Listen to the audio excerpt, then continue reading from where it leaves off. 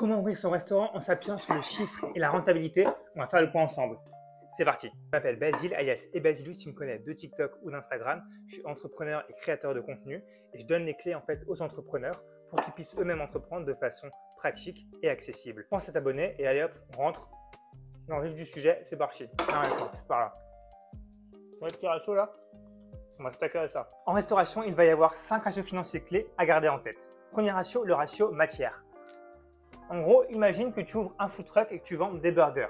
Le ratio matière correspond au coût total des ingrédients, y compris les pertes, ainsi que les emballages. Donc là, on aura la viande, les buns, les sauces, le fromage, genre le cheddar, les légumes, les frites et les emballages par exemple.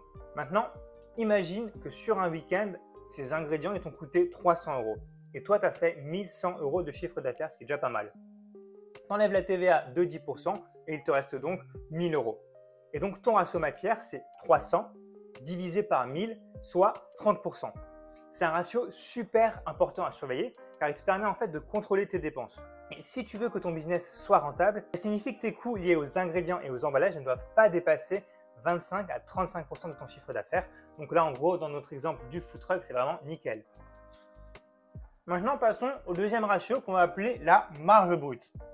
Ce ratio est calculé en soustrayant le coût total des matières de ton chiffre d'affaires, puis en divisant le résultat que tu as obtenu par le chiffre d'affaires. Tu vois, si tu as bien compris que en fait, ce ratio de marge brute, il est lié au premier ratio, le ratio matière directement.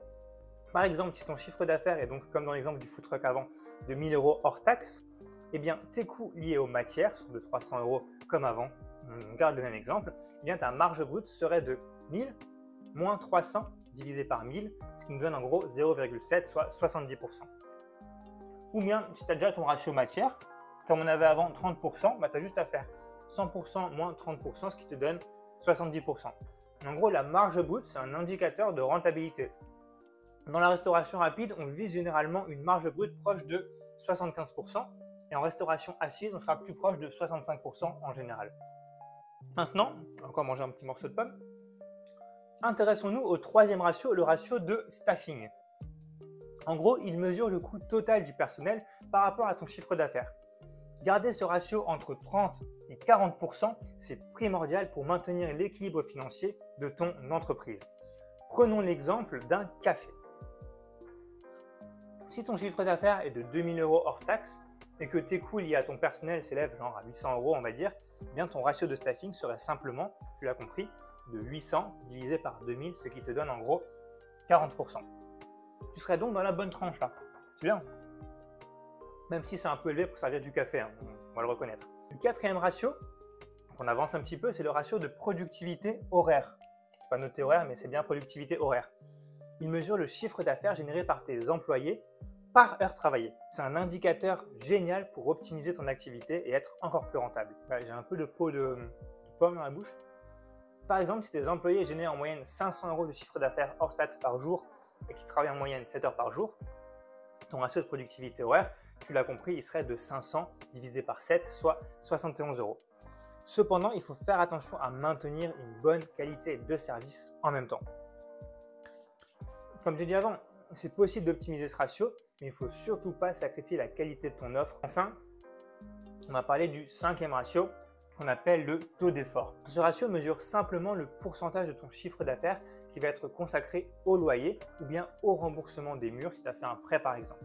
Pour éviter de mettre en danger ton équilibre financier, il est important de ne pas dépasser 10% de ton chiffre d'affaires hors taxe pour le paiement de ce loyer. C'est pour ça qu'on appelle ça un effort. Voilà pour les principaux ratios financiers à garder en tête pour ton concept de restauration.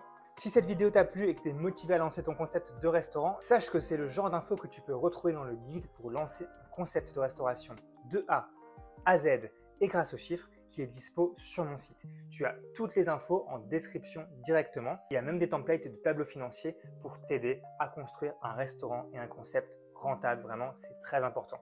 Sans oublier qu'il faut aussi être passionné par ton produit et par la restauration parce que la restauration, même si déjà entreprendre c'est pas facile, la restauration c'est encore plus difficile. Dis-moi en commentaire si tu as d'autres sujets que tu veux que j'évoque et sinon pense à t'abonner, je sais pas où est la cloche mais c'est quelque part par là en dessous. Allez, bonne soirée à toi, bon week-end, bonne journée, je sais pas où t'en es. À la prochaine.